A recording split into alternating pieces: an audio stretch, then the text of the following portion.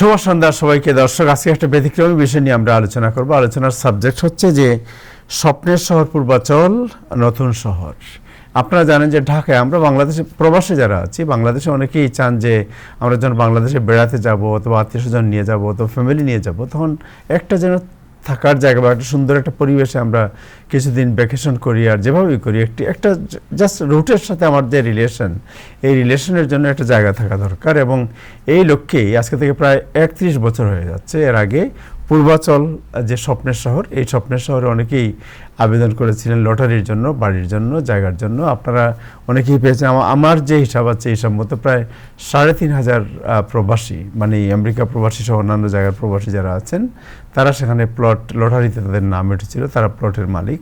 এছাড়াও আপনার all together প্রায় আমার মনে হয় 30,000 আপনার প্লট ওইখানে আছে। এর মধ্যে 21,000 হচ্ছে রেসিডেন্সিয়াল। বাট এই যে এত সুন্দর প্ল্যান, এত সুন্দর স্বপ্নের কথা আমরা মনে করলাম যে আমাদের একটা জায়গা হবে যেখানে বিদেশের আদলে আমরা আমাদের সন্তান সন্ততি, নতুন প্রজন্ম, তাদেরকে নিয়ে একটু ঘুরতে পারবো, থাকতে পারবো। বাট আজকে 31 বছরের মতো হয়ে গেলে এখনও কোনো ডেভেলপমেন্ট নাই। যখনই আমার নিজেরও একটি জায়গা আছে সেখানে, আমি কয়েকদিন আগে সেখানে গিয়েছিলাম বাংলাদেশের জুন মাসে, এবং সেখানে গিয়ে যা দেখলাম তাতে আমি খুব বিস্মিত হয়েছি যে রাত হয়ে গেলে অন্ধকার, এখন পর্যন্ত রাস্তাঘাটের তেমন কোনো দিশা নাই, বাড়িঘর এখনো হয় নাই, সব পড়ে আছে। মনে হচ্ছে একটা বিরাট ভূমির মতো, গাছগাছালি, ঘাস জমে আছে, এটা পরিচর্যা করা বা কোনো, মানে মনে হচ্ছে যে অভিভাবকহীন একটি এত সুন্দর জায়গা। স্বপ্ন যাকে বলা হয়, সেই স্বপ্ন যেন সেখানেই স্বপ্নের মতোই হয়ে আছে, এর কোনো বাস্তবতা নেই। সো এই বিষয়ে আমি অনেকদিন থেকে মনে করছিলাম যে এই বিষয়ে কে কথা বলতে পারবেন, এক্সপার্ট কে হবেন। কারণ আমাদেরও সবারই আগ্রহ আছে যে এই যে প্রবাসে আমরা যে এই জায়গাটি কিনে যেত, বা যে জায়গা আমার প্লটটি আমার, এর কি হবে বা কোথায় যাচ্ছে এটা, বা এর ফিউচার প্ল্যানটা কি, এটা কি ঘুমিয়ে আছে, না এটা এইভাবেই থাকবে, না এটার কোনো সম্ভাবনা আছে, এই বিষয়গুলো অনেকেই জানতে চান।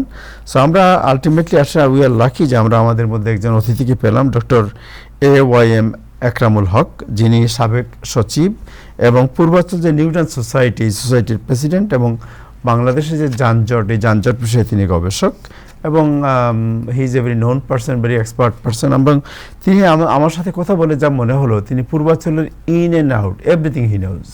এটাতে কী আছে না আছে, এটার সম্ভাবনা কী, এটার সমস্যা কী, এবং এটাকে সামনে এগিয়ে নেওয়ার জন্য কী করা প্রয়োজন, সব কিছু ওনার সামনে আছে। এই জন্য এই বিষয়টি নিয়ে আজকে আমরা কথা বলবো। তাহলে আপনারাও পরিষ্কার একটি ধারণা পাবেন যে আমরা কোথায় আছি এবং কোথায় যেতে পারে এটা, এবং কি হচ্ছে, what is the future plan.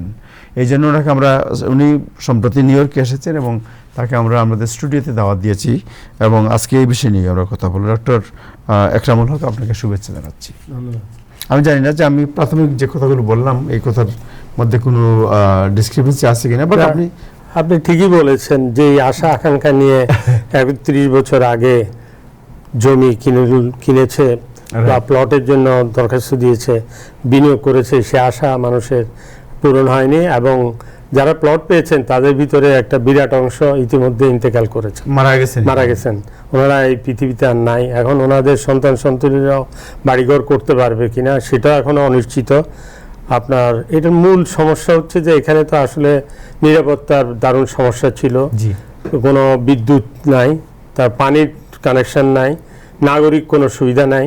পূর্বাঞ্চলের দুটো এলাকা নিয়ে গঠিত, একটা কালীগঞ্জে পড়েছে যেটা গাজীপুরের অংশ, আর একটা নারায়ণগঞ্জে পড়েছে যেটা রূপগঞ্জের অংশ। তো দুটো মিলে নারায়ণগঞ্জ এবং গাজীপুর, এই দুটো থানায় মানে কালীগঞ্জ এবং রূপগঞ্জ থাকার কারণে এটা নোম্যান্স ল্যান্ডে পরিণত হয়েছে আইন শৃঙ্খলার ক্ষেত্রে। আর অন্যদিকে নাগরিক সুবিধা, যেমন ইউনিয়ন পরিষদও আবার দুটো এলাকার, তো দুটো এলাকার ইউনিয়ন পরিষদ, এখানে কোনো নাগরিক সুবিধা, পানির সরবরাহ, মশক নিধন, সড়ক বাতি, এগুলি কিছুই নাই। সন্ধ্যার পরে আপনি গেট লাগায় আসবেন, গেট চোরে নিয়ে যাবে। বিদ্যুতের কানেকশন কিছু জায়গায় দেওয়া হয়েছে, ডেস্কো কর্তৃক বিদ্যুতের তার নিয়ে যাবে। আপনি যদি কোনো বাগান বাড়ি করেন, বাগান বাড়ির ঘর, লাইট, ফ্যান সব চুরি করে নিয়ে যায়। সেই অবস্থায় এই বিরাজ করছে এখানে কোনো সুইরেজ লাইন নাই, মানে একটা নাগরিক সুবিধা করার জন্য যেভাবে সুন্দর করে এই পূর্বাঞ্চলকে নকশা করা হয়েছিল, পরিকল্পনা করা হয়েছিল, সেই পরিকল্পনা থেকে পূর্বাঞ্চল এখন যোজন যোজন দূরে। তা এইটার এই পটভূমিতেই পূর্বাঞ্চল নিউটাউন সোসাইটির জন্ম হয় গত বছরের এপ্রিলের 26 তারিখে।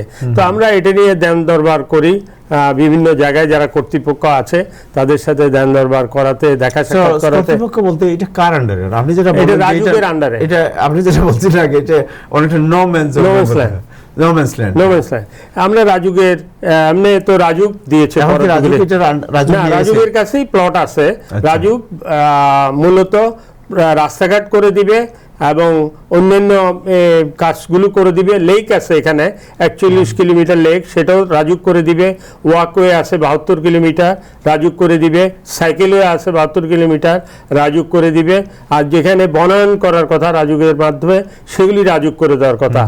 আর এছাড়া যেটা আমরা সরকারের সম্প্রতি বিএনপি সরকার ক্ষমতা আসার পরে সিদ্ধান্ত নিয়েছে, আমাদেরও দাবি ছিল এটা একটা সিটি কর্পোরেশনের আলাদা একটা কর্তৃপক্ষ করার জন্য, যে কর্তৃপক্ষের অধীনে পশ্চিমা ধাঁচে এই যে একই কর্তৃপক্ষের অধীনে এই যে রাজুকের মতো একটা সংগঠন থাকবে, পুলিশও থাকবে, নাগরিক অধিকারের বিরোধ থাকবে। যেমন আপনাদের নিউ ইয়র্কে সিটি কিন্তু আলাদা পুলিশ আছে এবং সবকিছু কিন্তু সিটি কাউন্সিল নিয়ন্ত্রণ করে, যার কারণে সমন্বয়হীনতার অসুবিধা হয় না। বাংলাদেশের সিটি কর্পোরেশন যেটা ঢাকায় আছে, তাদের সমন্বয়হীনতার অসুবিধা হয়। একবার যদি ওয়াসার কাটে, ড্রেন কাটে, তারপর দেখা যায় যে পরে গ্যাস কোম্পানি কাটে, পরে আবার নিজেরাই সিটি কর্পোরেশন নিজেরা হয়তো কোনো কাজে কাটে ফুটপাত করার জন্য। এখানে কিন্তু কোনো ফুটপাত নেই, এখানে সড়ক বাতি নেই, এখানে ময়লা পরিষ্কার করার জন্য কিছু নেই। তো এই বিএনপি সরকার আসার পরে এটাকে সিটি কর্পোরেশনে করার জন্য উত্তর সিটি কর্পোরেশনে আপাতত নিয়ে যাচ্ছে। আমাদের মূল দাবি কিন্তু অলরেডি সিদ্ধান্ত হয়ে গেছে, কাজ শুরু বাকি, সিদ্ধান্ত হয়ে গেছে। এখন প্রশাসনিক শুধু কিছু আনুষ্ঠানিকতা বাকি আছে, সেগুলো হলে সিটি কর্পোরেশন, উত্তর সিটি কর্পোরেশন কাজ করবে। আর ইতিমধ্যে পুলিশের ঢাকা মেট্রোপলিটন পুলিশের অধীনে চলে গেছে, একটা পুলিশ ক্যাম্প করা হয়েছে 1 তারিখে, গত মাসের 1 তারিখে। এখানে যে 4টা থানা, বেশ কয়েকটা ফাঁড়ি, বেশ কয়েকটা পুলিশ বক্স হবে, সেগুলিও সিদ্ধান্ত হয়েছে। ওয়াসা এখানে স্ট্রং সুয়ারেজ করবে, সেটাও সিদ্ধান্ত হয়েছে। তো এখন আস্তে আস্তে এগুলি হতে হতে হয়তো ডিসেম্বর নাগাদ যদি হয়, তাহলে হয়তো মানুষ বাড়িঘর করতে পারবে। কিন্তু এর ভিতরে আরো কিছু সমস্যা আছে, সেটা হলো যে এফএআর একটা বিষয় আছে, ফ্লোর এরিয়া রেশিও। সেটা নিয়ে প্লট ওনাররা, প্লট মালিকরা ভীষণভাবে বিক্ষুব্ধ।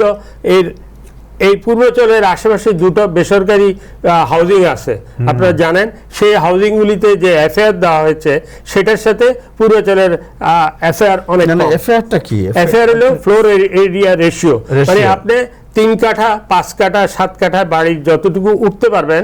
আবার রাস্তারও একটা বিষয় থাকে, 50 ফিট রাস্তা, 30 ফিট রাস্তা বা 60 ফিট বা 100 ফিট রাস্তার পাশে যদি আপনার জায়গা থাকে, তখন এটা একটা রেশিও করে দিয়েছে রাজুক, যে আপনি কতটুকু জায়গার মধ্যে আপনি আপনার বিল্ডিংটা তুলতে পারবেন, প্রতি ফ্লোরে আপনি কতটুকু জায়গা ব্যবহার করতে পারবেন, সেই নকশা অনুমোদন দিবে। এবং কতটুকু জায়গা আপনার সাইডে রাখতে হবে, আপনাকে কত স্পেস ছেড়ে দিতে হবে চারিদিকে, এবং কতটুকু প্রতি ফ্লোরে আপনি পাবেন, কত তালা আপনি তুলতে পারবেন। এটা কি অলরেডি গাইডলাইন দিয়ে দিয়েছে? গাইডলাইন আছে। What is the guideline? Guideline ওই ফ্লোরের রেশিওর ভিতরে গাইডলাইন আছে, সেটা বিস্তারিত আপনার বলতে হবে। তো সেটার ক্ষেত্রে দেখা যাচ্ছে যে আশেপাশে যে 2টো আপনার বেসরকারি হাউজিং আছে, সেখানের সাথে এই পূর্বাঞ্চলের ফ্লোর রেশিওর একটা বৈষম্য সৃষ্টি হয়েছে। প্লট ওনাররা এটা নিয়ে খুবই বিক্ষুব্ধ এবং রাজুকের কাছে এটা নিয়ে দাবি তোলা হয়েছে। রাজুক বলছে এটা সমাধান করে দিবে, কিন্তু এই 2-3 দিন আগেও আমাদের কিছু প্লট ওনার সভা করেছেন, তারা বলছেন যে এই প্রাইভেট যে 2টো বেসরকারি হাউজিং আছে, তাদের ফ্লোর এরিয়া রেশিও যেটা, সেটা বেশি, আমাদেরটা কম। তো দ্যাট মিন্স বৈষম্য, ডিসক্রিমিনেশন, বৈষম্য। তো এই বৈষম্য অভিযোগটা রাজুককে পরীক্ষা করে এবং সরকারের যারা এটা আছে, বিশেষ করে গণপূর্ত মন্ত্রণালয়কে এটাকে দেখতে হবে, দেখে এটা সমাধান করতে হবে, অবিলম্বে সমাধান করতে হবে। তাহলে রিহাবের যেই ডেভেলপাররা আছে, ডেভেলপাররা কিন্তু নিরুৎসাহিত। শুধু এইটা একটা কারণ যে এখানে বাড়িঘর করতে ডেভেলপাররা আসতে চায় না, এখানে ফ্লোর এরিয়া রেশিও কম। অথচ ওই দুটি বেসরকারি যে হাউজিং আছে আমাদের পাশে, আমি নামই বলতে পারি, একটা হলো যে আপনার এই যে বসুন্ধরা হাউজিং সোসাইটি, আবার ওদিকে জলসেরি আছে একটা, এই দুটোতে ফ্লোর এরিয়া রেশিও নাকি বেশি। তো ওখানে সব ডিএভিএফ সদস্যরা যায়, এখানে করে না, সেটা একটা কারণ। আরেকটা কারণ হলো পূর্বাঞ্চলে কোনো স্কুল, কলেজ, ইউনিভার্সিটি নেই। 4টা প্রাচীন স্কুল আছে, পলখান স্কুল, তারপর আপনার জনতা স্কুল, ইউসুফগঞ্জ স্কুল, এইসব স্কুলে মান উন্নয়ন নাই, এগুলি অনেক পুরাতন স্কুল, সেই স্কুলগুলি আছে। এখন রাজুক সিদ্ধান্ত নিয়েছে রাজুকের একটা স্কুল করবে। এই স্কুলটা যদি করে, এর পাশাপাশি আরও দুই একটা স্কুল, শাইন স্কুল বা রেসিডেন্সিয়াল স্কুলের মতো একটা স্কুল যদি স্থাপন করা হয়, এই দুটো স্কুল হলে তাহলেও ডেভেলপাররা উৎসাহিত হবে। পূর্বাচল মনে করেন যে এই যে কোনো সিটি, বসুন্ধরা যেটা বলেন হাউজিং সোসাইটি বা জলসিঁড়ি হাউজিং সোসাইটি, এরকম যদি পূর্বাঞ্চলে কোনো হাউজিং, যারা পূর্বাঞ্চলের মানে যারা বাসিন্দা অথবা যারা বাড়ি ক্রয় করেছেন, প্লট ক্রয় পেয়েছেন, যারা, তাদের কোনো সোসাইটি নাই, তাদের কোনো সমিতি নাই, সংগঠন নাই। এই যে পূর্বাঞ্চল নিউটন সোসাইটি, আমি president. Okay, so you are the president. সো এইটা কি অ্যাডভোকেসি হিসেবে কাজ করে যে এটাকে কিভাবে ডেভেলপ করা যায়, সমস্যা কি? রাইট, আমরা সেটাই করছি। আচ্ছা, আমরা সেটাই করছি। আচ্ছা, এখন হচ্ছে যে এখানে যেহেতু কোনো স্কুল নাই, রাজুক এখন সম্প্রতি ডিসিশন নিয়েছে এই বাজেটে কাজ শুরু হবে। সরকার 5,500 কোটি টাকার একটা প্রকল্প নিয়েছে এই পূর্বাঞ্চলের অসমাপ্ত কাজগুলি শেষ করার জন্য, লেকের কাজ, ওয়াকওয়ের কাজ। এটার যে 5,500 কোটি টাকা, হ্যাঁ, এই 5,500 কোটি কতদিনের মধ্যে শেষ করার কথা? প্রজেক্টের টাইমলাইন দিয়ে দিবে সরকার, টাইমলাইন দিয়ে দিবে। তো সেখানে আপনার রাস্তা, যে বিভিন্ন ইন্টারনাল যে রোডগুলো আছে, 378 কিলোমিটার রাস্তাগুলির মান খুবই খারাপ, সেই রাস্তাগুলি কমপ্লিট করতে হবে। এবং ওই যে আপনার লেকের কাজ শেষ করবে, ওয়াকওয়ে আছে আপনার 72 কিলোমিটার, সাইকেলওয়ে আছে 72 কিলোমিটার, এগুলি ঠিকমতো শেষ করবে। লেকের কাজ শেষ করবে। 41 কিলোমিটার লেক, বাংলাদেশের সবচেয়ে বড় লেক আবাসিক এলাকাগুলির মধ্যে, এগুলি শেষ করবে। আর সিটি কর্পোরেশন তো কাজ হচ্ছে যে আপনার সড়ক বাতি লাগানো, ফুটপাথ করানো, সারফেস ড্রেন করানো, নাগরিক অন্যান্য সুবিধা, জন্ম মৃত্যু রেজিস্ট্রেশন এইসব করা, তারপরে মশক নিধন এবং পাবলিক হেলথের বিষয়গুলি দেখা, তারপরে কিচেন ওয়ার্ড যেটা, সেটা কালেকশন করা, সিটি কর্পোরেশনের যেই দায়িত্বগুলি পালন করে সেটা করবে। তো এগুলির কাজ শুরু হলে হয়তো কাজ শুরু হবে, কিন্তু ডেভেলপাররা আসতে চায় না। তাদের প্রধান কথা হলো এখানে লাইট নাই, নিরাপত্তা নাই। তো লাইট আর নিরাপত্তার বিষয় যদি সহসা নিরসন হয়, সরকার যেহেতু সিদ্ধান্ত নিয়েছে, হয়তো ডেভেলপাররা আসবে। কিন্তু তারা ওই ফারের কথাটা আবার উঠায়, এখানে ফার কম, আমরা এখানে আসবো কেন? একটা করে আসি আপনার। প্রথমে যে সরকারের যে প্ল্যান, এই প্ল্যানে ফেজ ওয়াইজ যদি আমরা চিন্তা করি যে what is the first priority, second priority, third priority এই এলাকা ডেভেলপ করার জন্য, রাইট? সো আপনি তো president, what is the first priority? আমাদের মতে যে নিরাপত্তা নিশ্চিত করতে হবে, সড়ক বাতি লাগাইতে হবে ফার্স্টেই। ওকে, সড়ক, আমি যখন সফর করেছি তখন মনে হয়েছে সড়কগুলো এখনো কোনো জায়গায় ছোট ছোট একটু করা হয়েছে, তার যে পুরো যে সড়ক, এই সড়কের যে সীমানার মতো যে পুরা মানে ফুল স্পিড রোড, এটা এখনো ডেভেলপ করা, সেই জন্যই তো বরাদ্দ দিয়েছে সরকার, এই প্রজেক্টকে শেষ করার জন্যই বরাদ্দ দিয়েছে। দুইটা জিনিস আমার বাইরে থেকে আমার যে অবজারভেশন, তাতে মনে হয়েছে যে যদি পুরোপুরি সড়কগুলো সব ঠিক হয়ে যেত, এন্ড দেন সব সড়কের মানে দুই দিকে লাইট ঠিক হয়ে যেত, তাহলে এটা পুরো একটা সিটি আলাদা একটা রূপ পেয়ে যেত। অবশ্যই। এন্ড দেন আপনি মনে করেন যে যেভাবে প্ল্যান, এই সড়কটা হয়ে গেলে রাস্তার মাঝখানে যে প্লটগুলো আছে অটোমেটিক্যালি এগুলো একটা শেপে চলে আসতো। অবশ্যই। হ্যাঁ, এবং যে মনে করেন কেউ যদি তার প্লটকে কাজে না লাগায় বা কেউ কারো প্লট যদি ক্লিন না করে, দেন সিটি কর্পোরেশন তার বিরুদ্ধে জরিমানা করতে পারতো। রাইট। সো প্রায়োরিটি হচ্ছে, প্রথম প্রায়োরিটি আপনি নিরাপত্তা, নাগরিক অধিকার নিশ্চিত করা, সড়ক বাতি লাগানো, ফুটপাথ করা, সারফেস ড্রেন করা, কিচেন ওয়াশ পরিষ্কার করার জন্য যেভাবে করে এখন সেইটা করা। মানুষ বাড়ি করলে তো কিছু ময়লা আবর্জনা হবে পাকের ঘরে,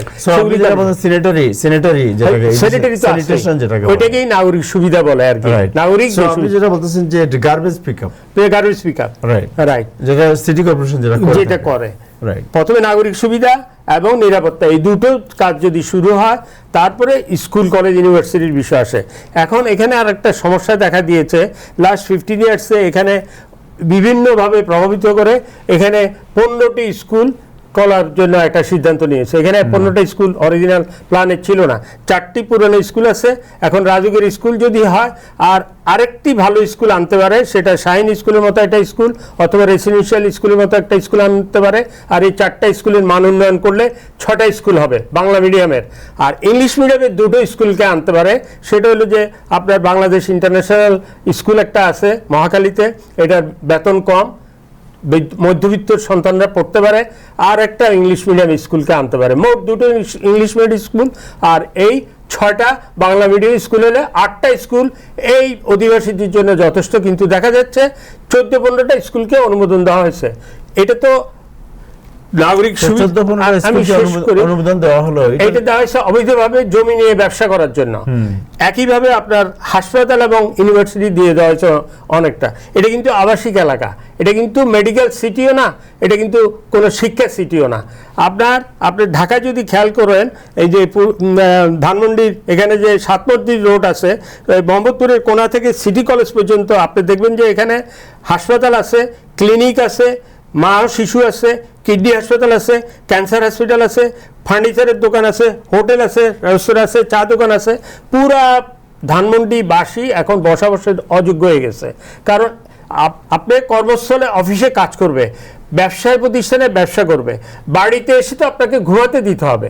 আপনি এই প্রত্যেকটা এলাকাতেই যদি সব কিছু নিয়ে আসেন, একবারে স্কুল, কলেজ, মাদ্রাসা, ক্লিনিক, চা দোকান, হোটেল, রেস্তোরাঁ, তাহলে তো আর মানুষ বসবাসের অযোগ্য হয়ে যায়, বস্তি হয়ে যায়। উত্তরাকে বস্তিতে পরিণত করেছে। এখন ধানমন্ডির ওই রাস্তাটাতে একটু আপনি যদি যান, পশ্চিম ধানমন্ডির এই রাস্তাটা টোটালি ওই এলাকার মানুষের বসবাসের অযোগ্য হয়ে গেছে। আমরা তো পুরা, মানে আপনি যেটা বলতে চাচ্ছেন যে এটা রেসিডেন্সিয়াল হয়ে রাখা উচিত, অবশ্যই যে মেজাজের যে ইমেজ, এটাকে কমার্শিয়াল একটা মানে মতিঝিল বানানোর দরকার নেই। মতিঝিল না, কারণ বাজারও না। আপনি প্রত্যেকটা এলাকায় যদি মতিঝিল বানাতে জিজ্ঞেস করি, যদি যে সেভ আউট পূর্বাচল যেটা স্বপ্নের শহর বলা হয়, স্বপ্নের শহর যখন হয় তখন আমরা অনেক কথা শুনি, কেউ বলে যে আপনার স্যাটেলাইট সিটি, এই সেই অনেক কথা, এগুলো সব আকর্ষণ। আমি জানি সে কমার্শিয়াল আপনার, but it's a planned city. So এটা কি মার্কেট আছে, বাজার আছে এর মধ্যে? হ্যাঁ, বাজার আছে, বাজার আছে, বাজার করা হচ্ছে, হয়ে গেছে, নির্মাণ হয়ে গেছে। ওকে, বাজার নির্মাণ হয়েছে। কলেজের জায়গা আছে, কলেজ আছে, কলেজের তো প্রশ্ন আছে। এখানে কয়টি কলেজ লাগবে? ওই যে আমি 8টি স্কুল কলেজের কথা বললাম, ওগুলো কিন্তু 12 ক্লাস করলেই হয়, আজকাল 12 ক্লাস করে। সো এই যে কলেজ একটা ক্লিয়ার হয়েছে, কলেজ যেটা, এই কলেজটা কে করবে? এটা সিটি কর্পোরেশন করবে না প্রাইভেট কোনো কোম্পানি করবে? রেসিডেন্সিয়াল স্কুল হলে তো সরকার করে দিবে, শাইন স্কুল করলে এয়ারফোর্স করে দেবে, আর তাও সরকারের টাকা দিবে। আর রাজুক স্কুল তো রাজুক করে দিবে, সরকার টাকা বরাদ্দ করে ফেলেছে। আপনারা যে আপনাদের যে সংগঠন, যে পূর্বাচল আপনার Newton society, housing Newton society, তাদের ডিমান্ড কি? তারা কি চান, আপনারা কি চান? আমরা চাই এখানে সীমিত সংখ্যক মূল প্ল্যানে, মূল পরিকল্পনায় যেভাবে বিশ্ববিদ্যালয় ধরা ছিল, মেডিকেল কলেজ বা হাসপাতাল ধরা ছিল, স্কুল ধরা ছিল, তার থেকে বেশি যাওয়া যাবে না। আপনি একটা কথা লক্ষ্য রাখতে হবে, ঢাকা হচ্ছে 540 বর্গ কিলোমিটার, আর সারা বাংলাদেশ হচ্ছে 54,000 বর্গ কিলোমিটার। ঢাকা শহরে ইতিমধ্যে কত লোক বাস করে? 2,60,00,000 লোক বাস করে। আর জাতিসংঘের হিসাবে 3 কোটির মতো বাস করে, 3 কোটি, 3.5 কোটি। এখন 3.5 মিলিয়ন। এখন বিষয় হলো, সারা বাংলাদেশের আপনার মোট জমির এক অংশ হচ্ছে ঢাকা জেলা, আর সারা বাংলাদেশের জনসংখ্যার 10% ঢাকা শহরে বসবাস করে। তো যানজট তো হচ্ছে, সুয়েরেজের সমস্যা হচ্ছে, পরিবেশের সমস্যা হচ্ছে, থাকার সমস্যা হচ্ছে, খাওয়ার সমস্যা হচ্ছে, এবং এই লোকগুলি ঢাকা আসতেছে, বাধ্য করতেছি আমরা প্রতিটা লোককে পড়াশোনার জন্য, চিকিৎসার জন্য, চাকরির জন্য, ব্যবসার জন্য ঢাকা আসার জন্য। কিন্তু এই যে আমি শেষ করি, এখানে 15-20টা মেডিকেল ইউনিভার্সিটি লাস্ট 15 ইয়ার্স অনুমোদন দেওয়া হয়েছে। এখানে তো 15-20টা মেডিকেল ইউনিভার্সিটি হওয়ার কোনো সুযোগ নাই। মেডিকেল ইউনিভার্সিটি এবং মেডিকেল হাসপাতাল এবং ইউনিভার্সিটি করতে হলে তারা যশোরে পশ্চাৎপদ এলাকায় করতে হবে, ঢাকার বাইরে। ঢাকা এনাফ হয়েছে, ঢাকা তো অলরেডি পরিত্যক্ত সিটি হয়ে যাবে আগামী 10 বছরে। দেখা যাবে যে আমরা ওই যে জাকার্তা, যেমন এখন জাকার্তা শহরে আপনি জানেন 4.5 কোটির মতো লোক, জাকার্তা ক্যাপিটালকে বর্নিওতে স্থানান্তর করছে, অলরেডি কাজ শেষ শুরু হয়ে গেছে, 30 সালে স্থানান্তরিত হবে। মালয়েশিয়ার কুয়ালালামপুরকে তারা পুত্রজাহাজ স্থানান্তর করছে। আমরা কোথায় স্থানান্তর করবো? আমাদের টাকা কোথায়? আমাদের জায়গা কই? ওরা তো আমাদের চেয়ে অনেক বড়, ইন্দোনেশিয়া অনেক বড়, মালয়েশিয়া অনেক বড়। তো আমরা লোকজনকে এই আপনার সংবিধানের মূল ধারণাই হচ্ছে সাম্যের ধারণা, ইকুইটি এবং ইকুয়ালিটির ধারণা। আমরা তো পশ্চাৎপদ এলাকার উন্নয়ন করতে হবে, অর্থাৎ ঢাকার বাইরে বিভিন্ন অঞ্চলে স্কুল, কলেজ, মেডিকেল, ইউনিভার্সিটি এগুলি করতে হবে। এইখানে করার অর্থ এই সমস্ত লোকজন ঢাকায়ও থাকবে, আবার এখানে করবে ব্যবসা। শিক্ষা প্রতিষ্ঠান তো একটা ব্যবসায় পরিণত করেছে, হাসপাতাল তো একটা ব্যবসায় পরিণত করেছে। এখানে তো মূল পরিকল্পনা একটা মাত্র হাসপাতালের কথা বলা আছে, রাজুকের মূল পরিকল্পনা। সেটাকে 1 নম্বর সংশোধন, 2 নম্বর সংশোধন, 3 নম্বর সংশোধন, 4 নম্বর সংশোধন করছে। আমি আপনার এই চ্যানেলের মাধ্যমে সরকার প্রধান, মাননীয় প্রধানমন্ত্রীর দৃষ্টি আকর্ষণ করতে চাই এগুলিকে অবিলম্বে বাতিল করার জন্য।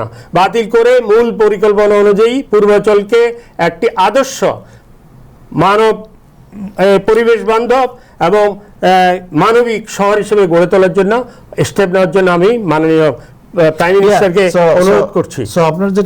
আপনি যেটা বলছেন যে আমরা তো আসলে আমাদের দেশে যদি আমরা মনে করি যে মানুষ বাইরের যারা যায়, বাংলাদেশ যে একটা মডার্ন সোসাইটি যে বিল্ড আপ হচ্ছে, বাংলাদেশের যে মডার্ন আউটলুক, এই আউটলুককে প্রজেক্ট করার মতো আমাদের কোনো প্রজেক্ট নাই না।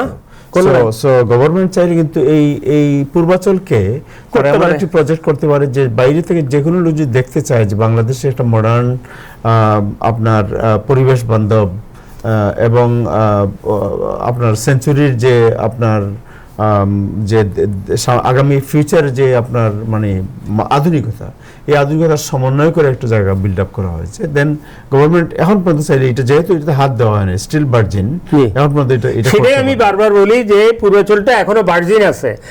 বগোতার মতো শহর, আপনার কলম্বিয়ার বগোতা শহরে 2000 সালে যখন কাজ শুরু করে মেয়র পেনালোসা, ওখানে ফ্লাইওভার করেছিল, সে ফ্লাইওভার ভেঙে ফেলেছে। সেখানে এখন বাস দিয়ে চলে, শুধু বাস এবং সাইকেল সিটি। এই রিসেন্টলি তারা এমআরটি চালু করতেছে। একই অবস্থা ব্রাজিলের কিউরিটিবা। ওইসব শহরে আমাদের লোকরা গিয়ে দেখে আসতে পারে যে এখানে সোশ্যাল যে সামাজিক যে এক্সচেঞ্জ আর মেলামেশা। ঢাকা শহরে এমন একটা অবস্থা হয়েছে, আপনার ছেলে কিন্তু বাবার সাথে যায় দেখা করতে পারে না, কারণ যানজট থাকে, নিরুৎসাহিত হয়। আমার ভাই যদি উত্তরে থাকে, আমি উত্তরে আমার ভাইকে দেখতে যেতে পারি না, 3-4 ঘন্টা আমার আসতে যেতে লাগবে। তো আমরা হোয়াই নট পূর্বাঞ্চল 25 বর্গ কিলোমিটারের একটা সিটি, এই সিটিকে কিন্তু আমরা একটা যানজটের সিটি পরিণত করা উচিত না, কোনো অবস্থাতেই না। আমরা এখানে কেন 15-20টা মেডিকেল ইউনিভার্সিটি এবং হাসপাতাল এবং ইউনিভার্সিটি করবো? 15-20টা, 1-2টা না। এখানে 15-20টা, আমাদের তো ডিমান্ড একটা, আমাদের মূল পরিকল্পনা একটা মেডিকেল কলেজ এবং হাসপাতাল, একটা ইউনিভার্সিটির কথা বলা আছে। তো বাকি যদি কারো ইউনিভার্সিটি হাসপাতাল করতে, তারা ঢাকার বাইরে করুক, পশ্চাৎপদ এলাকায় করুক। সংবিধানে বলা আছে পশ্চাৎপদ এলাকার উন্নয়নের জন্য, তো সেটা করতে হবে। আবার সরকারের ম্যান্ডেটও আছে বিকেন্দ্রীকরণের কথা, প্রশাসন বিকেন্দ্রীকরণের কথা, স্বাস্থ্য সেবা বিকেন্দ্রীকরণ, শিক্ষা বিকেন্দ্রীকরণ। তো এগুলি করতে হলে ঢাকার বাইরে করতে হবে। আমরা আসি একটা পয়েন্ট করে। ওই যে একটা পয়েন্ট আমি বলি, আপনি বলতেছেন এটাকে সুন্দর করা যাবে। এটা যে আপনার কুড়িল বিশ্ব রোড বলে একটা জায়গা, কুড়িল বিশ্ব রোড থেকে কাঞ্চন পর্যন্ত যে 300 ফিট রাস্তা, এটা বাংলাদেশের জন্য একটা গর্বের বিষয়। এত সুন্দর একটা রাস্তা, ইউরোপিয়ান স্টাইলে রাস্তাটা করা হয়েছে। এটা ইউলোকগুলো আছে, নিচে দিয়ে গাড়ি চলে যায়। তো এই রাস্তার 2 পাশে পূর্বাচল। তো এই পূর্বাচলকে তো সেইভাবে সুন্দর করে যদি না গড়ে তোলে, একটা লোক আসলে তো আমরা দেখানোর কিছু নাই। আর এটাকে যদি আদর্শ একটা মানবিক সিটি, একটা আদর্শ সিটি, একটা পরিবেশ বান্ধব সিটি করি, সারা বাংলাদেশে আরো কিছু সিটি আমরা এভাবে করতে পারবো। ওইটাকে অনুকরণ করেছে। আপনি যেটা বলছিলেন যে জনবান্ধব বা পরিবেশ বান্ধব অথবা আপনার সিটিজেন দের যে মৌলিক যে মানে নেসেসিটি, যেটা এইটাকে ফিল আপ করা, রাইট? সো এর মধ্যে মনে করেন আমরা যদি বলি যে আপনি যেটা বলছেন যে road, electricity, law and order situation, education, শিক্ষা প্রতিষ্ঠান, এন্ড দেন আপনার যদি আমি বলি যে আপনার চিত্ত বিনোদন, সোশ্যাল এখানে কি পার্কের কোনো ব্যবস্থা? পার্কের ব্যবস্থা আছে। পার্ক কত বড় পার্ক? বেশ বড় পার্ক, কয়েক একর নিয়ে পার্ক আছে। আর প্রত্যেকটা এলাকায় আপনার প্রত্যেক সেক্টরের পাশে সোশ্যাল চেঞ্জের জন্য, সোশ্যাল ব্যবহারের জন্য, সামাজিক ব্যবহারের জন্য প্লট রাখা হয়েছে, কিন্তু সেই সমস্ত প্লট বিভিন্নভাবে আবার বরাদ্দ দিয়ে দেওয়া হয়েছে। এটা প্লটে উল্লেখ ছিল যে মডার্ন সিটি যদি হয় তার মধ্যে আপনার পার্কের সুবিধা থাকতে, বাচ্চাদের যাতে বাচ্চারা খেলাধুলা করতে পারে, বিকেলে যাতে মানুষ একটু বসতে পারে, হ্যাঁ, একে অপরের সাথে সাক্ষাৎ করতে পারে, রিক্রিয়েশনের একটু সুবিধা, একটু সো পার্কের ব্যবস্থা আপনি যেটা বলছেন এটা যে এটা বিক্রি করে দিচ্ছে না। পার্কের বড় পার্ক আছে, কিন্তু ছোট ছোট কিছু যে সামাজিক লেখা ছিল সামাজিক কাজে ব্যবহার হবে, সেগুলি কিছু কিছু অন্য কাজে অনুমোদন দিয়ে দেওয়া হয়েছে। এটা কি প্রতিবাদ করার কোনো নাগরিক? প্রতিবাদ তো ধরেন রাজুকের যে প্রথম যে মূল পরিকল্পনা, তারপরে দ্বিতীয় সংশোধন, তৃতীয় সংশোধন, চতুর্থ সংশোধন, তারপর পঞ্চম সংশোধন করতে গেছে, উচ্চ আদালত এখানে ইন্টারফেয়ার করেছে, এখন সে অবস্থায় আছে, এখন আর সংশোধন করতে পারছে না।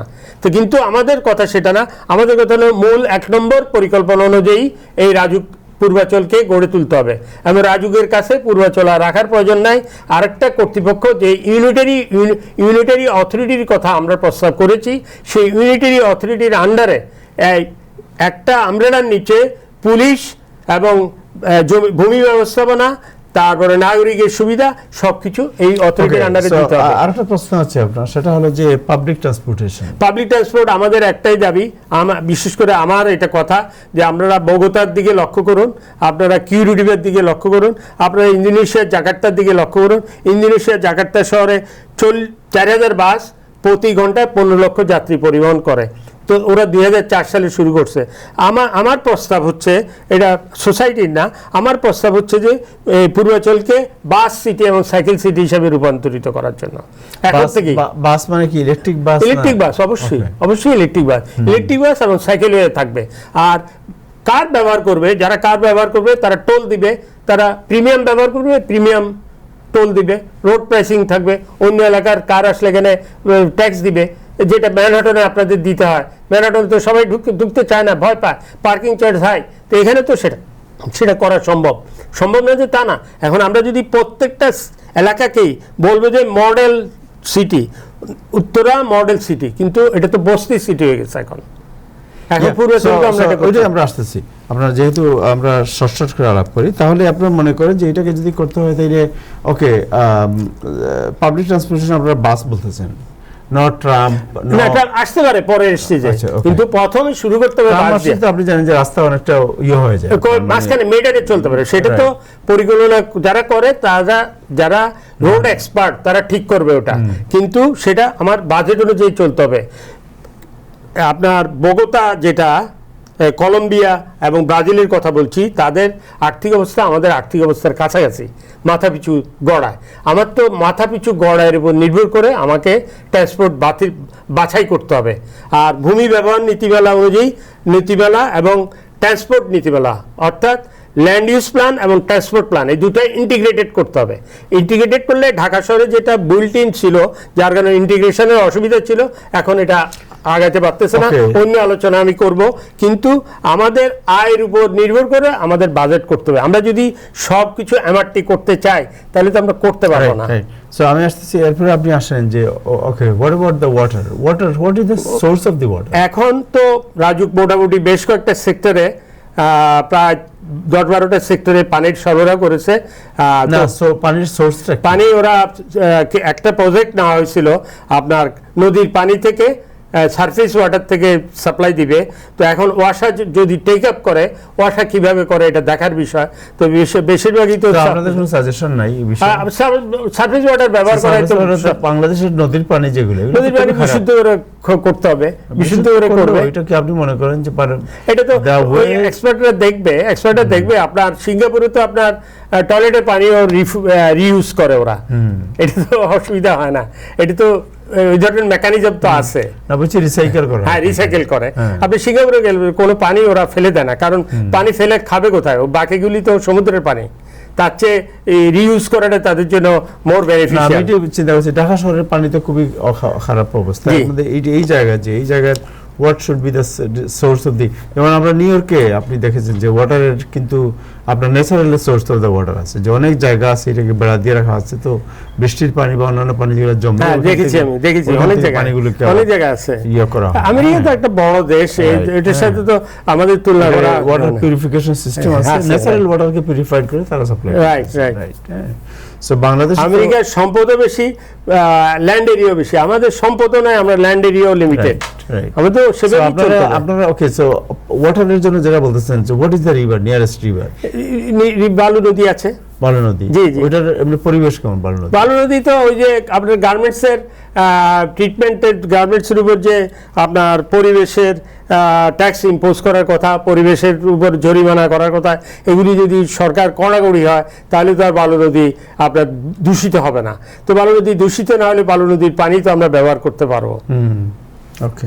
ওকে সো আমরা যদি সহজ কথায় বলি, আপনি তো যেহেতু এটার president, is there any time frame, যে টাইম ফ্রেমের মধ্যে এই যে প্ল্যানটা, যে এখানে মনুষ্য বসবাসের মানে উদ্যোগ শুরু করে, এটার কি কোনো এরকম কোনো প্ল্যান আছে যে কবে থেকে তারা শুরু করতে পারে? এখন আমার যেটা ধারণা, থানাগুলি হয়ে গেলে, সিটি কর্পোরেশনের কাজ শুরু হলে বসবাসের জন্য মানুষ উৎসাহী আগ্রহী হবে।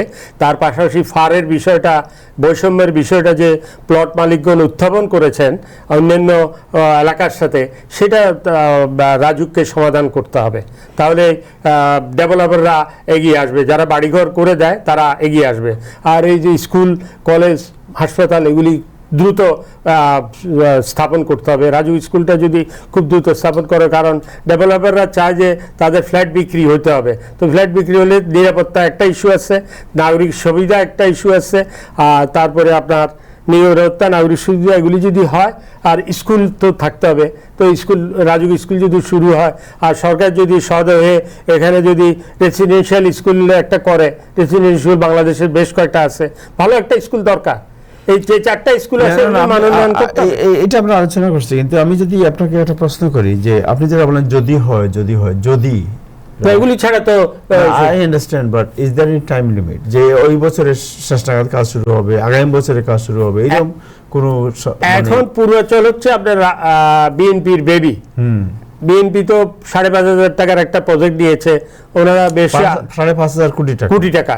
সেটা যদি 5,500 কোটি টাকার প্রজেক্টের কাজ এখন অনুমোদন হলে, তারপরে কাজ শুরু হয় যদি, এটা তো খুব তাড়াতাড়ি বাংলাদেশে তো আপনি জানেন যে প্রেসার এন্ড লবিং, এই দুটো ছাড়া, তদবির ছাড়া যেটাকে তা তো হয় না। সো এটার জন্য আপনাদের আমরা তো এটা নিয়ে দেন ব্যবহার করি, আমরা দেখা সাক্ষাৎ করি, আমরা আবেদন নিবেদন করছি, আমরা তো আর এর বেশি কিছু করতে পারবো না, আমরা সুপারিশ করতে পারবো। এক্ষেত্রে আপনি জানেন যে প্রায় 3,500 প্রবাসীরা এক্ষেত্রে কি ভূমিকা পালন করতে? প্রবাসীরা উৎসাহিত হবে। এখন অনেক প্রবাসীরা মানে এই যে এটাকে ডেভেলপ করার ক্ষেত্রে, মানুষ বসবাসের উপযোগী করা, এটাকে একটা সুন্দর সিটি বিল্ড আপ করা, এটার যে অরিজিনাল প্ল্যান, এই প্ল্যান অনুযায়ী এটাকে একটা আদর্শ নগরীতে প্রবাসীরা এখানে প্রবাসীরা কিভাবে তাদের ভূমিকা পালন, যখন অনারেবল প্রাইম মিনিস্টার এখানে আসেন, তখন প্রবাসীরা যদি অরিজিনাল প্ল্যানটা সম্পর্কে নিয়ে কথা বলেন, ওনাদের ধারণা থাকে, প্রাইম মিনিস্টারকে রিকোয়েস্ট করতে পারেন, তার কাছে উপস্থাপন করতে পারেন, তাকে বলতে পারেন যে এইভাবে করেন, আপনি তো 17 বছর বিদেশে ছিলেন, তো এটা তো উত্তরা করে ফেললে, ওইটাকে কারণ বাজার করে ফেললে, এটাকে মতিঝিল করে ফেললে, আর ধানমন্ডির 7 রাস্তার মোড়ের মতো 7 মসজিদ রাস্তা করে ফেললে তো হবে না। গুলশানে দেখছি অনেক কমার্শিয়াল হয়ে গেছে, হ্যাঁ, বেশ কিছু রাস্তায়। এবং এটা কিন্তু একটা বিল্ডিং করা প্রথমে অনুমোদন দেয়, তার কন্টিনিউয়াসলি করতে আপনার ওই যে 7 মসজিদ রাস্তা, আপনি হকারও পাবেন, সবজিও পাবেন ওখানে, আপনি সবকিছু অ্যাভেলেবেল, মাছও পাবেন। তো এটা তো রেসিডেন্সিয়াল এলাকা না, আপনি তো কাজ করে কর্মের শেষে বাড়ি যাবেন, ছেলে মেয়ে সন্তান নিয়ে আরেক বাসায় বেড়ানোর জন্য যাওয়ার জন্য, আপনার সামাজিক একটা সোসাইটি থাকবে সেখানে। সামাজিকতাই আমরা এখন করতে পারছি না বাংলাদেশের অবস্থায়। সো যাই হোক, আমি আরো কিছু বিষয় আপনার সাথে জানতে চাইবো। একটা হলো যে এখানে আপনার কত প্লট আছে, এই প্লটগুলো কিভাবে ডিভাইড করা হচ্ছে, প্রবাসীদের অবস্থা কি, এখানে আপনার এলাকার পরিধি কেমন হবে, ওই নেইবারের যে সিটিগুলো বা নেইবারের যে আবাসিক এলাকা এটার সাথে এটা কীভাবে মানে কানেক্টেড হবে, এই বিষয়গুলো আমি আপনার সাথে একটু আলাপ করে জানবো একটা ছোট বিরতির পর। দর্শক, আমরা একটা ছোট্ট বিরতিতে যাচ্ছি, বিরতির পরে ফিরব, সাথেই থাকুন।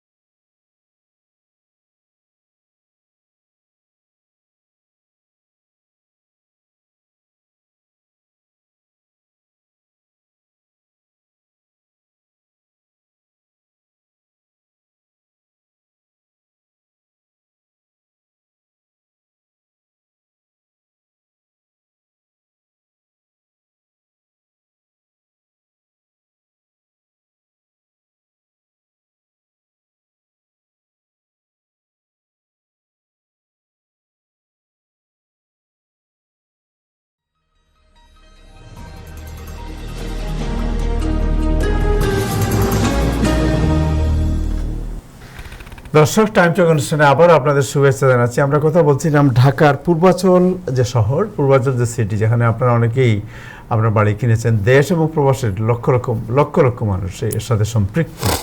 প্রবাসে আছে প্রায় 3,500 প্রবাসী, বাংলাদেশে এখানে প্রায় 30,000 আপনার প্লট আছে, এর মধ্যে প্রায় 3,500 প্রবাসীর প্লট আছে। সো এই যে এটা নিয়ে অনেকেরই আগ্রহ আছে যে এটা স্বপ্নের শহর যে বলা হচ্ছে, এটা কীভাবে স্বপ্ন হবে, এটা নিয়ে আমরা আলোচনা করছি। আমাদের সাথে আছেন ডক্টর AYM একরামুল হক, যিনি পূর্বাচল নিউটন সোসাইটির প্রেসিডেন্ট এবং সাবেক সচিব। জনাব একরামুল হক, আপনাকে শুভেচ্ছা জানাচ্ছি আবারও। সো একটু বেসিক জিনিস কিছু জেনে নেই। সো এখানে পূর্বাচল যে জায়গা, এই জায়গার আয়তন কত?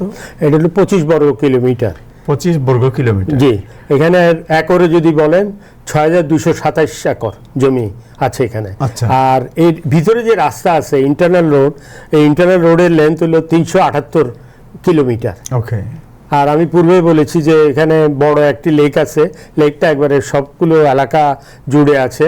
41 কিলোমিটার সাইকেল চালানোর জন্য প্রভিশন রাখা হয়েছে 72 কিলোমিটারের, আর মানুষের হাঁটার পথের জন্য 72 কিলোমিটার প্রভিশন। লেক বললেন, এখন কি পুরো এই যে পূর্বাচল যে কত স্কয়ার ফিট বললেন? 25 বর্গ কিলোমিটার। 25 বর্গ। এই 25 বর্গ কিলোমিটারে কি পানির উপরে আছে সব? না, পানির উপরে না। তো লেকগুলি তো না, লেকের বাইরে যে মানে আবাসিকের যে জায়গাটা, এই জায়গাটা পুরোটাই কি আপনার ডেভেলপ হয়ে গেছে? হ্যাঁ, মাটি মোটামুটি ফেলা আছে, কিছু প্লট ছাড়া। কিছু প্লটের মাটি নাই, সেখানেও মাটি ফেলতে হবে, হয়তো সেই প্রজেক্টটা হয়তো ধরা থাকবে। আর মাটিতে চুরিও হয়। এখানে নিরাপত্তা না থাকতে মাটি চুরি করে, এগুলি তো আছে। মাটি চুরি। এটা চতুর্দিকে যে লেক যেটা বললেন, চতুর্দিকে ভিতরে ইন্টারনালি আছে। Is it a natural lake or না, কিছু কিছু জায়গায় খাল ছিল, সেই খাল লেকের পরিণত করা হয়েছে, আর কিছু কিছু বেশিরভাগ জায়গায় অধিকাংশ জায়গায় নতুন লেক কাটা হয়েছে। সো এখন কি এটাকে এই অরিজিনাল যে প্ল্যান, এই প্ল্যানে যে চতুর্দিকে লেক থাকবে, রাইট?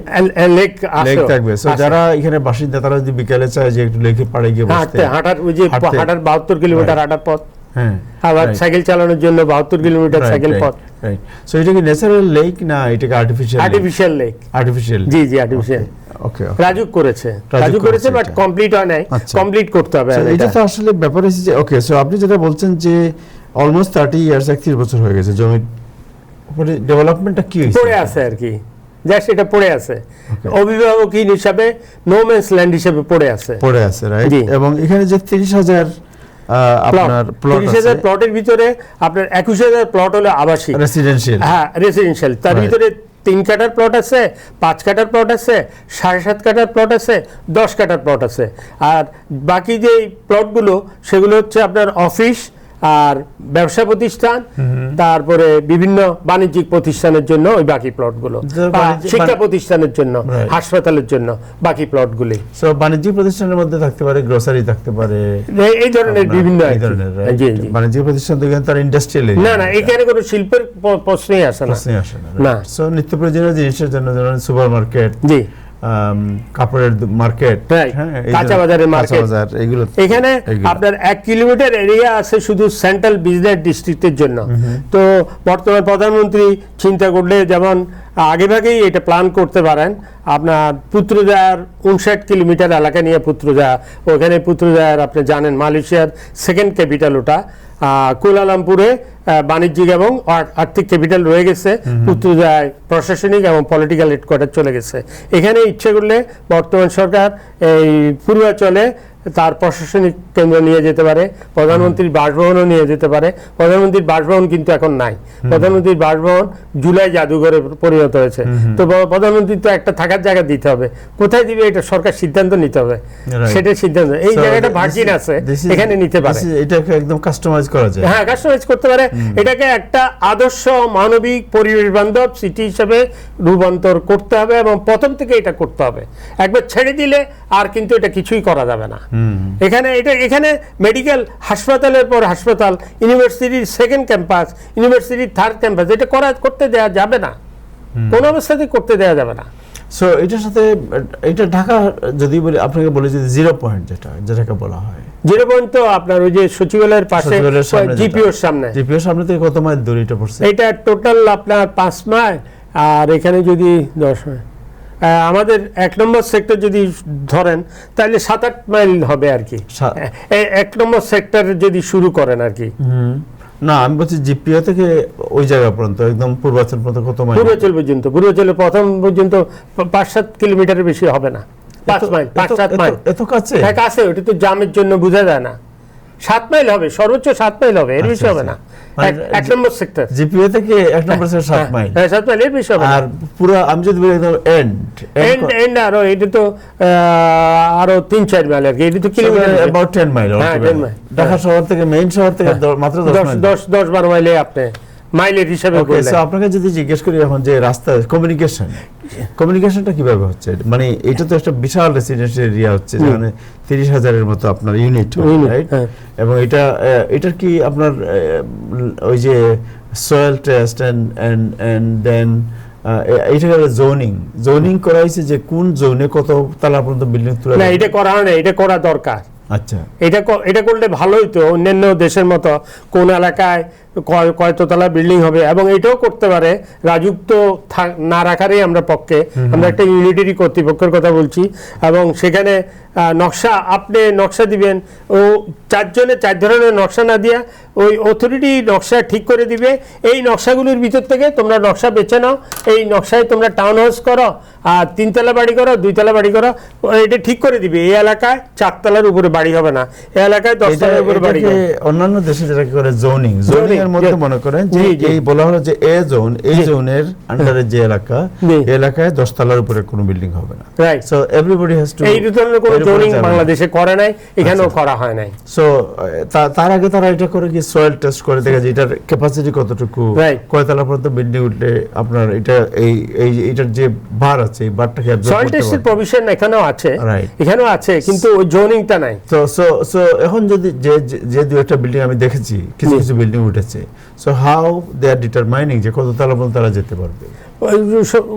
এখানে তো 8 তলা পর্যন্ত করতে এখন অনুমোদন দিচ্ছে, 8 তলার উপরে দেওয়া হচ্ছে না। সয়েল টেস্ট বাধ্যতামূলক, সয়েল টেস্ট রিপোর্ট ছাড়া আপনার নকশা অনুমোদন করা হবে না। যে কোনো জায়গায় যখন 8 তলা পর্যন্ত করতে পারবে। একটা আমরা পেয়েছিলাম যে নিউ ইয়র্কের একজন বড়, নিউ ইয়র্কের না, যুক্তরাষ্ট্রের একজন খুব বড় ব্যবসায়ী, তিনি 100 তলা বিল্ডিং করার একটা প্ল্যান করে, পরে এটা হয় নাই। না, হয় নাই। হ্যাঁ, জি। সো 100 তলা করার মতো কি আপনার মাটির এই ক্যাপাসিটি আছে? যারা সয়েল এক্সপার্ট তারা বলতে পারবে, আমি এই ব্যাপারে বলতে পারবো। সো 8 তলা যদি হয়, এটাকে যদি মানে এটা হয় কি ভিশন যেটাকে বলা হয়, যে আপনি চিন্তা করবেন যে আজকে থেকে 50 বা 100 বছর পরে মানুষ বাংলাদেশে কত হবে, এই জায়গাটাকে কাজে লাগাতে পারবো কিনা, এই বিল্ডিংটাকে আবার ভেঙে নতুন করে আবার রিজোনিং করতে হবে কিনা। এটা না করে যে আমরা এখন থেকে একটা প্ল্যান করি যে ওকে এই যে জায়গা, এই জায়গার মধ্যে জোনিং আমরা এই পর্যায়ে করতে পারি যে এখানে কেউ চাইলে 50 তলা পর্যন্ত যেতে পারে, রাইট। দেন একজন যদি বিল্ডিং বিল্ড আপ করে, দেন সে হয়তো এইভাবে করলো যে ঠিক আছে আমি 50 ওইটাই পারমিশন নিল। কেউ যদি 8 তলা থাকে মিনিমাম, তার 8 তলা পারমিশন নিল। এইরকম কোনো প্রপোজাল আপনাদের কাছে আছে নাকি? আমরা এই ধরনের প্রপোজাল দিই না, আমরা একটা আলাপ আলোচনা পর্যায়ে আমাদের আছে, আমাদের কিছু সদস্য, আমিও এটা চিন্তা করেছিলাম যে ইউরোপ আমেরিকার আদলে নকশাটা কর্তৃপক্ষই দিবে, সেটা রাজুক হোক বা নতুন যদি কোনো কর্তৃপক্ষ হয়, যে এই এলাকায় এই হাইটের বিল্ডিং এ হবে এত তলা এবং একই ডিজাইনের থাকবে, আবার আরেকটা এলাকায় একই ডিজাইনের বিল্ডিং হবে, একই হাইট থাকবে, আরেকটা এলাকায় একই ডিজাইনের বিল্ডিং হবে, যেটা ইউরোপ আমেরিকায় আছে। আর লোকজনকে দৌড়াদৌড়ি করে নকশার জন্য দৌড়াদৌড়ি করতে হবে না, নকশা রেডি থাকবে, চয়েস করতে হবে, আপনি চয়েস করতে হবে, করলে আপনি এসে ভবন নির্মাণ শুরু করে দেবেন। কিন্তু এখন একটা দৌড়াদৌড়ি, হয়রানি, নকশা বানাতে দৌড়াদৌড়ি করতে হয়, তার সেই নকশা অনুমোদনের জন্য অনেক ভোগান্তি সইতে হয়। Right, right. আচ্ছা, সো আপনার ঢাকা শহরের সাথে এই পূর্বাচলের যে মানে যোগাযোগের জন্য আলাদা কোনো রোড না, এই যে রোড এখন আছে এটাই যথেষ্ট? এটাই যথেষ্ট। হ্যাঁ, 300 ফিট তো অনেক চড়া রাস্তা। না, আমি বলছি মেইন ঢাকা সিটির কুড়িল বিশ্ব রোডে আসার পরে আপনার এই ঢাকায় আপনি চলে আসলেন, মেইন ঢাকায় চলে আসলেন, আপনি ডান পাশে গেলে উত্তরা যাবেন, সোজা গেলে আপনি একটা ওভারপাস দিয়ে বনানীর দিকে যেতে পারবেন, বাম দিকে গেলে আপনি ভাটারা এবং রামপুরের দিকে যেতে পারবেন, রাস্তা আছে, গুলশানের দিকে যেতে পারবেন, চতুর্দিকে রাস্তা আছে। ওকে, সো শেষ প্রশ্ন করতে চাই আপনাকে যে এই যে পূর্বাচলের নেইবারিং সিটি কোনগুলো? যেমন এর ডানে উত্তরে কোনটা আছে, দক্ষিণে কোনটা আছে, পূর্বে কোনটা আছে, পশ্চিমে কোনটা আছে? পূর্বাচলের পশ্চিমে তো বসুন্ধরা সিটি আছে, আর ডান পাশে আপনার দুই একটা হাউজিং আছে প্রাইভেট, এগুলি এখনো গড়ে উঠে নাই। পুলিশ হাউজিং আছে, স্বদেশ হাউজিং আছে, আর উত্তরে দক্ষিণে আছে আপনার বেশ কিছু পরে জলসিঁড়ি হাউজিং, আর পূর্বে বা উত্তরে কোনো হাউজিং নাই। আর হাউজিং করতেও দেওয়া উচিত না। লন্ডনের মতো জায়গায়, আপনার ইংল্যান্ড তো বড় দেশ আমাদের চেয়ে, তারা কিন্তু একটা গ্রিন বেল্ট এরিয়া করে দিয়েছে, আমরা এটা করতে পারি নাই। আমরা শুধু বক্তৃতা দিই এবং সিম্পোজিয়াম করি, কমিটি করি। গ্রিন বেল্ট এরিয়ার ভিতরে কেউ আর কোনো বাড়িঘর করতে পারবে না, ওর বাইরে থাকতে হবে। কিন্তু আমাদের কোনো নিয়ম নীতি নেই, আমরা করেই যাচ্ছি, যার কারণে সারা বাংলাদেশের লোক ঢাকা শহরে ঢুকতে বাধ্য হচ্ছে। আপনি যেটা বলেন জলসিঁড়ি, রাইট? জলসিঁড়ি এটা কার আন্ডারে? জলসিঁড়ি একটা সামরিক বাহিনীর একটা প্রাইভেট হাউজিং সোসাইটি। ওকে, সো এইটা ক্যান্টনমেন্ট তো অনেক দূরে, তো এখানে যেহেতু ক্যান্টনমেন্টের জায়গা নাই, এখানে ওরা করেছে। এটা কি only for defence officer? G, defence officer. আচ্ছা, আর এটা হলো ইন জেনারেল। সো আমি যদি আপনাকে শেষ প্রশ্ন করতে চাই যে আমাদের প্রবাসে অনেক লোক আছেন, দেশে অনেক লোক আছেন, অনেকেই তাকিয়ে আছেন, 30 বছর হয়ে গেছে, অনেক লোক মারাও গেছেন ইতিমধ্যে, ওনার পক্ষে দেখে যাওয়া সম্ভব হয় না এই জায়গাটি, রাইট? আপনার সরকারের কাছে এই মুহূর্তে ইমিডিয়েট দাবি কি, যে জিনিস যেটা হলে এখানে মোটামুটি সবাই গিয়ে বাড়িঘর বানানো বা তার ডেভেলপমেন্টের কাজ শুরু করতে পারে? আমি সরকারের কাছে একটাই দাবি, সরকার যে পুলিশ এবং নাগরিক সুবিধা এবং পানির সুবিধার জন্য যে থানা এবং সিটি কর্পোরেশন এবং ওইটা আবার ঢাকা জেলার অধীনে নিয়েছে এবং ওয়াসাকে স্ট্রম সুরেজ করার জন্য যে সিদ্ধান্ত নিয়েছে, এইটা যত দ্রুত সম্ভব 1-2 মাসের ভিতরে বাস্তবায়ন করতে পারলে খুবই ভালো এবং কিছুটা বাস্তবায়ন করা সম্ভব। সো গভর্নমেন্টের সাথে আপনারা হাউ ইউ আর কানেক্ট? আমরা বিভিন্ন মন্ত্রণালয়, সচিবালয়ে আমরা গিয়ে আমাদের আবেদন নিবেদন পেশ করি। Advocacy group of advocacy group আছে আমাদের, আছে আমরা যে আবেদন নিবেদন করি সরকারের কাছে। আচ্ছা। So thank you. আমার মনে হয় আমরা জানলাম সব, বাট আরো কিছু থাকলে মাঝে মধ্যে আপনাকে আমরা কানেক্ট করতে পারবো ভার্চুয়ালি অ্যাজ ওয়েল। আর যানজট নিয়ে আজকে আর কথা বলা যাবে না, এটা পরে একদিন আপনার সাথে কথা বলবো। But thank you so much for আপনাদেরকে ধন্যবাদ। থ্যাংক ইউ আপনাকে, থ্যাংক ইউ, অনেক ধন্যবাদ আপনাকে। দর্শক, আমরা এতক্ষণ কথা বললাম পূর্বাচল যে নতুন শহর বা স্বপ্নের শহর, যেখানে প্রায় 3,500 প্রবাসীও যাদের প্লট আছে এবং প্রায় 30,000 প্লট আছে, যার 21,000 হচ্ছে আপনার রেসিডেন্সিয়াল এবং বাকিগুলো হচ্ছে এই যে তাদের সুবিধার জন্য কিছু কমার্শিয়াল প্লট। এইটার কোনো ডেভেলপমেন্ট আছে 30 বছর এখন পর্যন্ত, তেমন ডেভেলপমেন্ট, চোখে পড়ার মতো কোনো ডেভেলপমেন্ট, বাড়ি বানিয়ে যে এখানে গিয়ে আপনি থাকবেন এরকম অবস্থা হয় না। এটা নিয়ে কি সমস্যা, এই সমস্যা নিয়ে আমরা আলোচনা করলাম এবং will continue this discussion in future as well. আজকে এ পর্যন্ত। আজকে অতিথি যিনি ছিলেন তিনি ডক্টর AYM একরামুল হক, যিনি পূর্বাচল নিউটন সোসাইটির প্রেসিডেন্ট এবং একজন যানজট বিশেষজ্ঞ, বাংলাদেশ সরকারের সাবেক সচিবের দায়িত্ব পালন করেছেন। আজকে এ পর্যন্তই। ওনাকে আমরা মাঝে মধ্যে আরও আনবো। আপনাদের যদি কোনো সাজেশন বা কোনো কনসার্ন থাকে, আপনারা আমাদের সাথে যোগাযোগ করলেও আমরা ওনার কাছে মেসেজটি পৌঁছাবো। যাই হোক, আপনারা আমাদের সাথে ছিলেন এতক্ষণ, থাকার জন্য অনেক ধন্যবাদ, অনেক কৃতজ্ঞতা। আগামীতে আবার দেখা হবে নতুন কোনো অতিথি নিয়ে। সবাই ভালো থাকবেন। খুদা হাফেজ।